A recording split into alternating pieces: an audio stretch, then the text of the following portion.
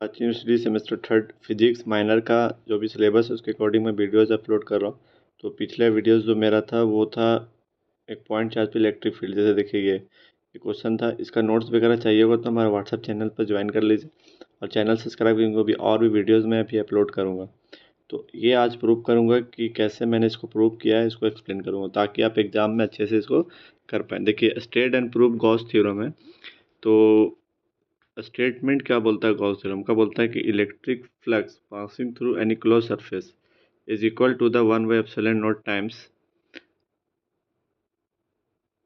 Of the charge enclose by the surface. Means बोलता है कि गॉस थ्योरम का जो भी स्टेटमेंट है वो आपको बोल रहा है कि electric flux passing through any close surface is equal to the 1/ε0 times of the charge enclose by the surface. इसी को बोलते हैं गॉस थ्योरम। देखिए गॉस थ्योरम का ये आपका एक होता है फार्मूलाज। ये फार्मूलाज आप देख लीजिए। तो फाई ई से डिनोट कर, जैसे कि पिछले वीडियोज़ में मैंने बताया था, इसके इक्वल होता है क्यू बाई एप्सिलॉन नॉट। तो बस ये क्यू बाई एप्सिलॉन नॉट को ही आपको प्रूव करना रहता है गॉस थ्योरम में। तो गॉस थ्योरम में कभी भी देखिए प्रूव करने से पहले आपको एक सरफेस ऐसी रेंडमली ड्रॉ करना होगा। अब ये नहीं कि जैसा मैं बना वो सही बनेगा, नहीं, आप ऐसा रेंडमली बना लीजिए। यहाँ पर पॉइंट में एक प्लस क्यू चार्ज रख लीजिए। फिर इसके बाद एक यहाँ पर एक डिस्टेंस पी लीजिए कुछ दूरी पर। यहाँ से स्मॉल एरिया के लिए पहले इलेक्ट्रिक फ्लक्स निकालिए कि क्या होता है, फिर कंप्लीट एरिया की निकालिए तो स्मॉल एरिया निकलेगा। तो कंप्लीट एरिया निकालने के लिए आपको क्या करना पड़ेगा, इंटीग्रेशन करना पड़ेगा। तो वही काम करते हैं यहाँ पे। देखिए proof, latest consider a surface of area A. यहाँ पे क्या लिखा कि एक सरफेस है, एरिया का मैंने कंसीडर किया, वही लिखा है latest consider a surface of area A. उसके बाद मैंने क्या लिखा कि plus Q charge place at the centre of the surface. इसके बाद plus Q charge place at the centre of the surface. उसके बाद जो जो यहाँ पे मैंने किया है वही यहाँ पे लिखा है। जैसे मान लिया स्मॉल एरिया एक डी ए लिया, ये यहाँ पे स्मॉल एरिया लिया ना, तो यही मैंने यहाँ पे लिखा है कि let D A is the small area element. D A जो एक स्मॉल एरिया एलिमेंट है। उसके बाद मैंने एक थीटा लिया, theta is the angle between ये एरिया और ये ई के बीच में एंगल होता है, तो वो तो 0 डिग्री होता है। तो चलिए theta is the angle between D and E. उसके बाद then the electric flux passing through and passing through small area D ए।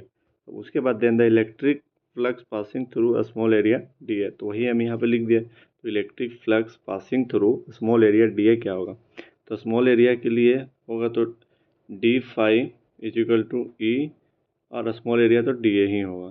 अब देखिए ये आपका हो गया। तो जब डॉट हटेगा बीच में से कॉस थीटा लगता है, डॉट हटने से, और क्रॉस हटने से साइन थीटा लगता है। तो मैंने देखिए क्या किया, तो E vector dot D A था, जब इसको हटाएंगे डॉट प्रोडक्ट तो आपको बचेगा ई और डी ए कॉस थीटा। और कॉस थीटा का वैल्यू तो जीरो होता है, लेकिन आप यहाँ पे थीटा वैल्यू रख भी सकते हैं और इसको प्रोसीजर में लेके चल भी सकते हैं।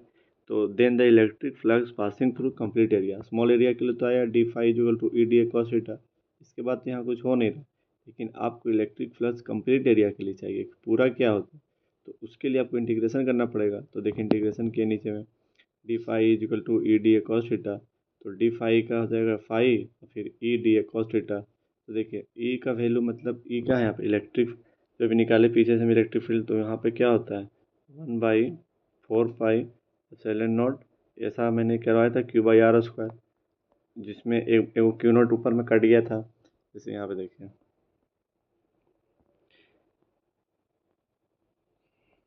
यहाँ पे ये वाला फार्मूलाज को मैंने वहाँ पे यूज किया है। सो यही फार्मूलाज को मैंने यहाँ पे रखा है। तो ई के जगह पे तो 1/4 pi epsilon Q by R square D A cos theta. तो जो देखिए यहाँ पे Q by 4 pi epsilon naught, ये तो बाहर हो जाएगा, और D A by R square ये डी डी ओमेगा हो जाता है। ये सॉलिड एंगल है, तो आप इसको देख लीजिए। ये थोड़ा आप याद कर सकते हैं अगर आपका एग्जाम कल परसों में है, क्योंकि इसका प्रूफ है सॉलिड एंगल, तो फिर काफ़ी लेट लगेगा। तो आप याद रखिए सॉलिड एंगल होता है तो डी ओमेगा हो गया। डी ओमेगा ये 4 पाई के इक्वल होता है, तो 4 पाई से 4 पाई कट जाएगा, तो आपका बचेगा क्यू बाई एप्सिलॉन नॉट। यहाँ से 4 पाई कट जाएगा, तो आपका बचेगा क्यू बाई एप्सिलॉन नॉट। तो ये प्रूफ हो गया। तो बस यही गॉस थ्योरम बोलता है। एक बार हम अच्छे से बता दे रहे हैं तो समझिए। स्टेटमेंट एंड गॉस थ्योरम बोलता है, स्टेटमेंट तो समझ में आ गया कि electric flux passing through any close surface is equal to the 1/ε0 times of the charge enclose by the surface, ये आपका स्टेटमेंट बोलता है। और स्टेटमेंट बोलता है तो उसके बाद फॉर्मूलाज लिख दीजिए, phi is equal to Q epsilon naught, वही आपको प्रूव करना है। तो इसको प्रूव करने के लिए आपको इतना ध्यान रखना पड़ेगा कि एक सरफेस लेना पड़ेगा। तो सरफेस ले लिए तो वही के लिए लिखेंगे प्रूफ में कि let us consider a surface of area A plus Q charge placed at the centre of the surface. तो प्लस क्यू चार्ज है उसको रखेंगे place the centre of the surface.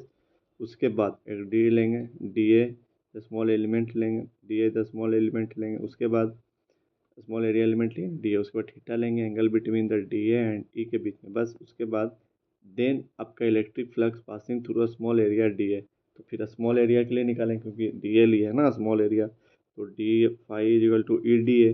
जब डॉट प्रोडक्ट होता है तो E D A cos theta हो जाता है, 12th में पढ़े हैं। उसके बाद electric flux passing through complete area, तो उसको इंटीग्रेशन करेंगे। हम जानते हैं किसी भी चीज़ पूरा निकालने के लिए तो उसका स्मॉल रहता है तो उसको इंटीग्रेशन करते हैं, तो यहाँ पे इंटीग्रेट कर देंगे। तो E D A cos theta में लग जाए इंटीग्रेशन। तो ई का वैल्यू मैंने यहाँ से पुट किया जैसा कि मैंने ऊपर में प्रूफ किया था, देखिए यहाँ पे। तो is equal to 1/4 pi epsilon naught Q by R square, तो वही मैंने यहाँ पे रख दिया।